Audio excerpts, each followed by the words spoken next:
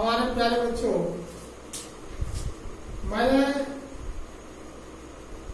अपना जो चैनल बनाया है इसमें क्लास 6 से लेकर के 10 तक की सभी गणित का जैसे सारी समस्याओं का हल करने की बात कही है।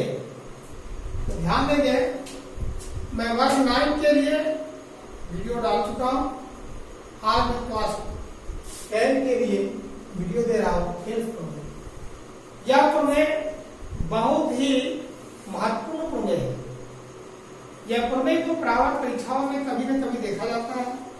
और यदि प्रमेय नहीं पूछा जाता है तो इस प्रमेय पर आधारित रिडक्शन पूछा जाता है। किसी भी परीक्षा में इस प्रमेय के बिना परीक्षा नहीं होती है।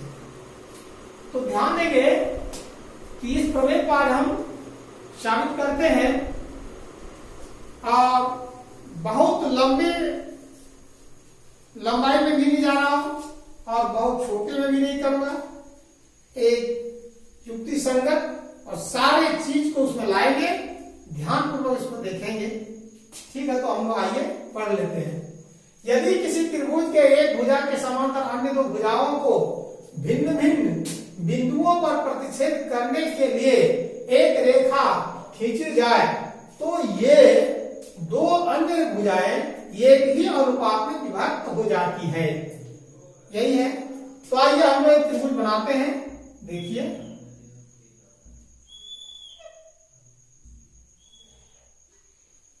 एक त्रिभुज हम लोग बना लें। यहां लिख दे, बहुत अच्छा रहेगा। माना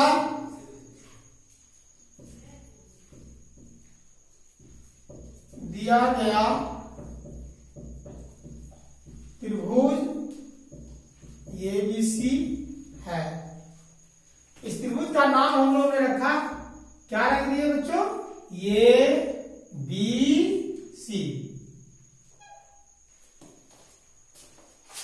इसमें दिया गया है कि यदि किसी त्रिभुज के एक भुजा के समांतर, तो आइए हम लोग BC के समांतर एक रेखा खींच देते हैं। BC के समांतर एक रेखा खींच दिया। ये हो गया आपका DE, नाम रख दिए। तो दिया गया त्रिभुज ये ABC और एक भुजा के समांतर जो कही गई है ना, तो यहां हम लोग लिख देंगे कि भुजा BC के समांतर DE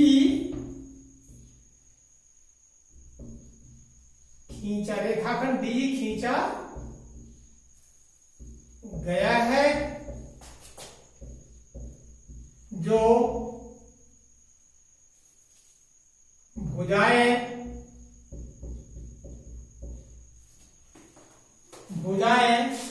AB तथा AC से क्रमशः बिंदु D एवं E पर मिलती है।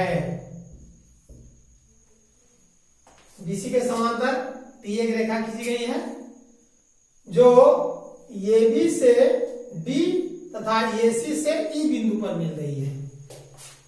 अब हम लोग क्या करते हैं बच्चों, इसे प्रमाणित करने के लिए एक रचना की आवश्यकता है। आइए हम लोग एक रचना करते हैं। और रचना है, रचना यानी काम साबित पहले एक तो इसे साबित क्या करना, मुझे लिख देना आवश्यक है। साबित करना है, साबित करना है AD बटे DB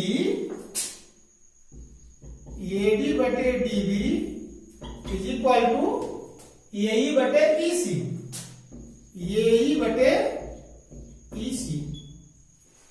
बच्चे ध्यान देंगे, कि यह प्रमेय को प्रमाणित करने के लिए एक रचना की जरूरत है।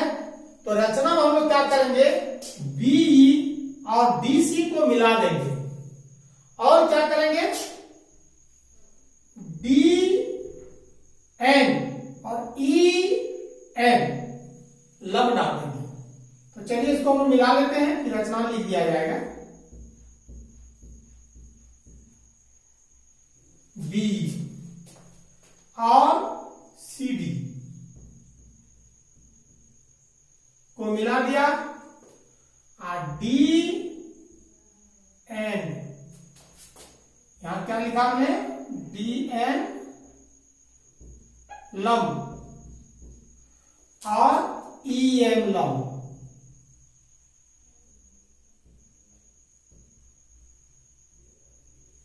डाल दिया। इस बात को रचना में हम लिखते हैं, रचना बीई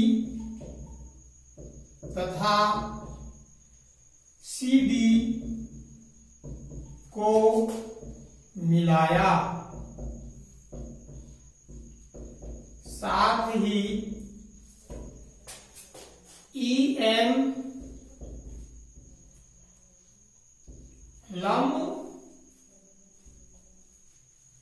ए बी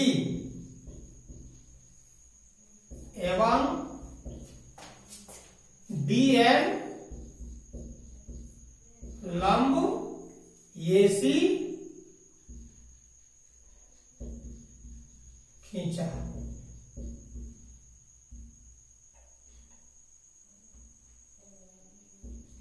चलिए रचना तो हो गया। अब हम लोग प्रमाणित में आ जाते हैं, लिख देते हैं प्रमाण। प्रमाण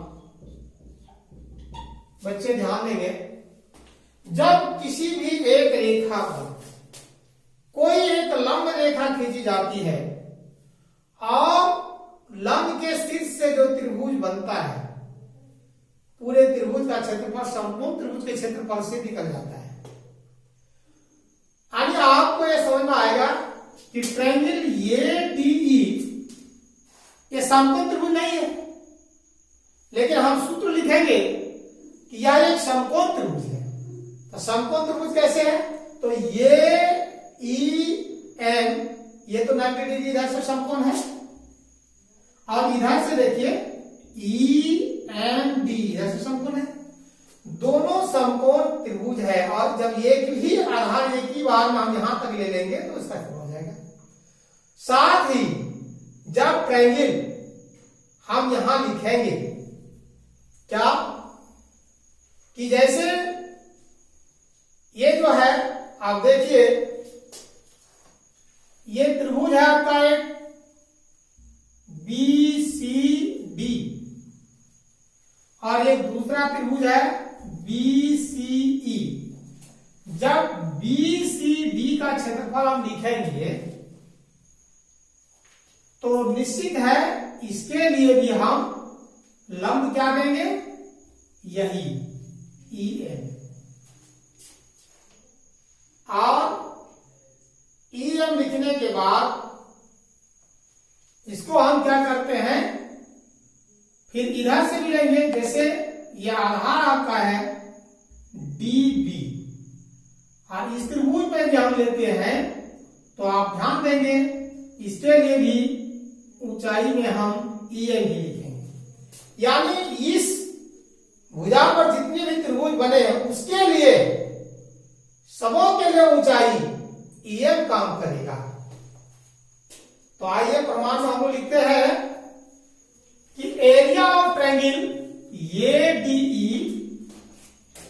area of triangle ADE, ADE अब बटे area of triangle, area of triangle क्या देंगे, यहां देखिए DE B, area of triangle DE B is equal to इसके लिए क्षेत्रफल लिखिए हाफ इंटू आधार, आपका आधार यहां लेंगे AD, आधार AD लिया, और ऊंचाई इसके लिए क्या देंगे EM, तो ऊंचाई मैंने लिया EM। अब बटे में फिर लिखिए हाफ इंटू आधार दीजिए आप DB, लिखिए DB, और ऊंचाई में तो यही रहेगा क्योंकि इसी भुजा पर ये त्रिभुज बना है, तो EM देंगे, लिखिए EM। अब यहां देखिए हाफ हाफ और EM और EM दोनों कट जाता है, बचा क्या आपके पास AD बटे DB आ गया। यहां हम समीकरण नाम 1 रख सकते हैं, समीकरण 1। इसी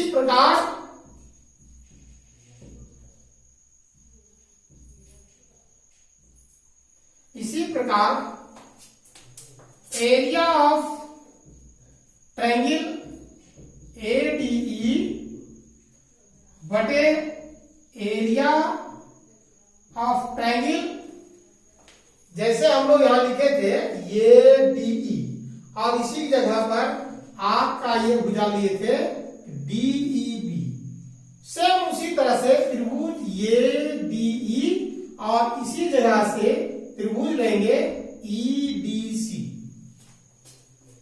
तो यहां लेंगे area of triangle EDC is equal to half into आधार इसका वही AD, सॉरी AD नहीं है, आधार AE, Aadhaar AE।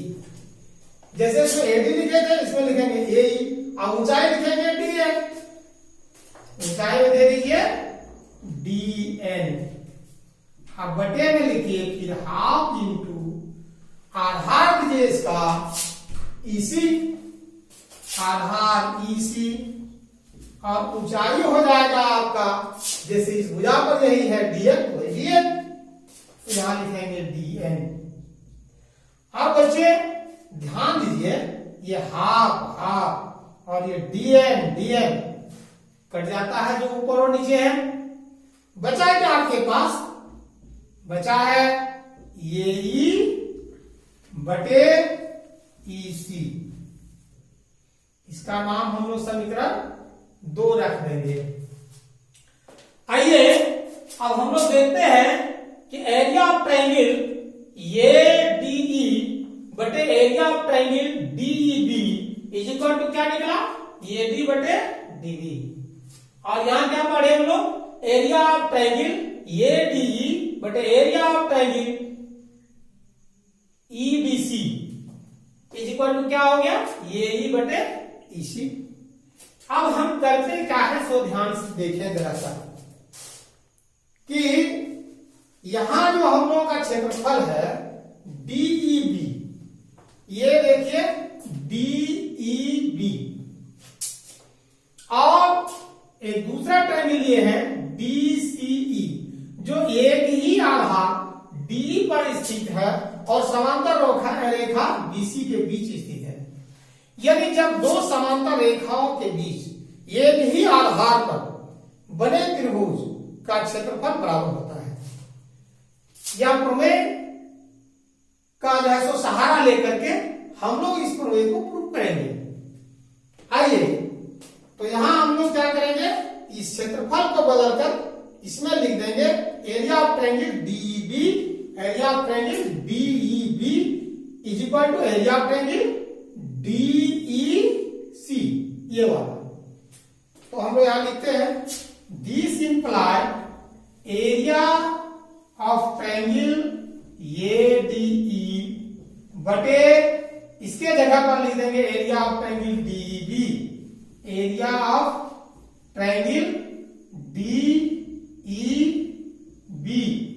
Is equal to क्या है, AE बटे EC।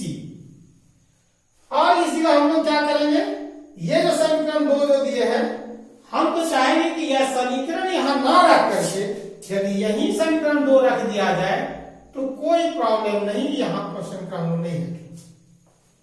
चलिए, तो समीकरण 1 और 2। अब हम लोग देखते हैं कि बायां पक्ष देखिए, ये बायां पक्ष मिल रहा है तो दायां पक्ष स्वतः प्रमाणित हो गया। लेकिन इस चीज को थोड़ा सा हम लोग एक कदम आगे बढ़ेंगे।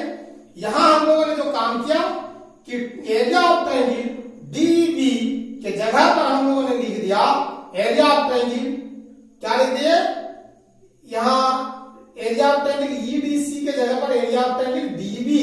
तो इसके लिए हम लोग यहां ब्रैकेट में लिख देंगे, क्या लिख देंगे, चूंकि area of triangle DB DEB is equal to area of triangle EDC. EDC जो एक ही आधार डी तथा बीसी के समांतर बना हुआ है, तो यहां लिखेंगे area of triangle DEC. DEC क्योंकि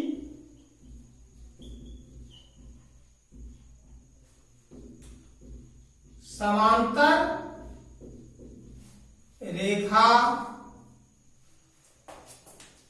बीसी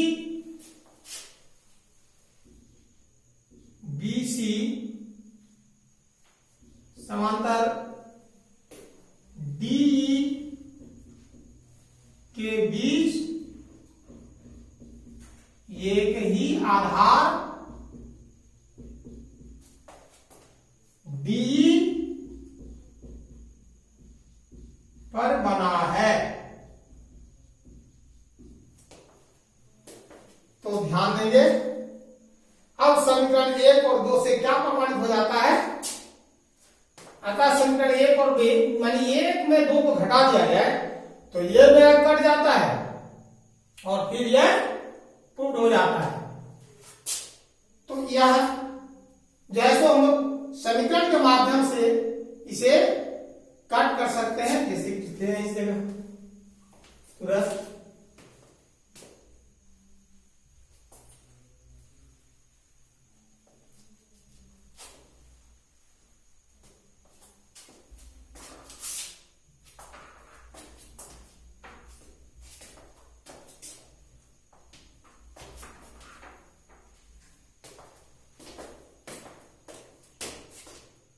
समीकरण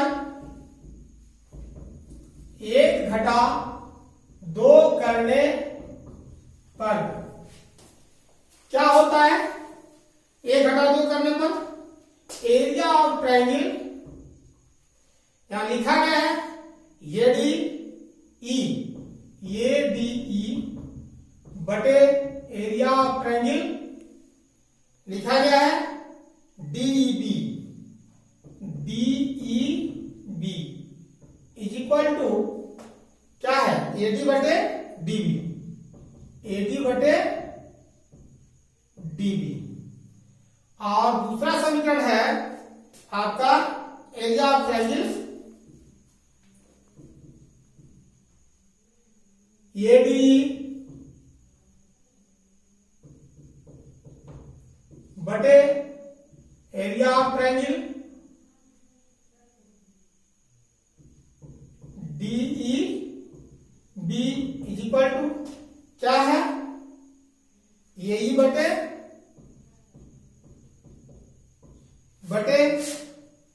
ईसी। घटा दीजिएगा, ये प्लस का माइनस, यहां भी प्लस का माइनस, ये कट जाता है, इस माइनस को इधर ले आइए तो हो जाएगा, जैसे इसको लिख सकते हैं ऐसे भी लिखिए, 0 हो गया इज इक्वल टू ये डी बटे डीबी माइनस ये ई बटे ईसी। आ गया बच्चों।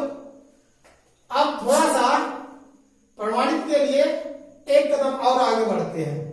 जैसे यहाँ एडी बटे डीबी है, बराबर के राइट साइड है, इसको लेफ्ट साइड लाएंगे तो माइनस हो जाएगा। यहां लिखते हैं एडी